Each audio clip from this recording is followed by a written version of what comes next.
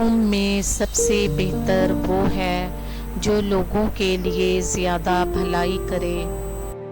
اللہ کے نزدیک سب سے زیادہ محبوب عمل کسی غریب کو خوش کرنا ہے۔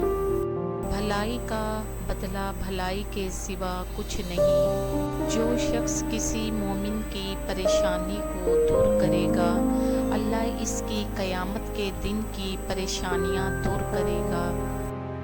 نیکی اور بھلائی کے کاموں میں ایک دوسرے کی مدد کرو اور برائی میں ساتھ نہ دو۔ جو شخص کسی مسکین کو کھانا کھلائے وہ جنت میں میرے قریب ہوگا۔ صدقہ تمہیں بلاؤں اور مصیبتوں سے بچاتا ہے اور تمہارے مال میں برکت پیدا کرتا ہے۔ لوگوں میں بہترین وہ ہے جو دوسروں کے لیے بھلائی کا ذریعہ بنے۔ اللہ کے رسول صلی اللہ علیہ وآلہ وسلم نے فرمایا، بھلائی کا دروازہ صدقہ ہے۔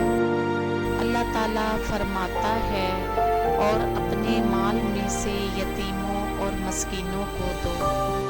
یہ اسلامی تعلیمات ہمیں یہ سکھاتی ہے کہ بھلائی کا کام کرنے والے، غریبوں کی مدد کرنے والے اور دوسروں کے لیے نفع بخش بننے والے لوگ اللہ کے نزدیک محبوب ہیں اور انہیں آخرت میں انعامات دیے جائیں گے۔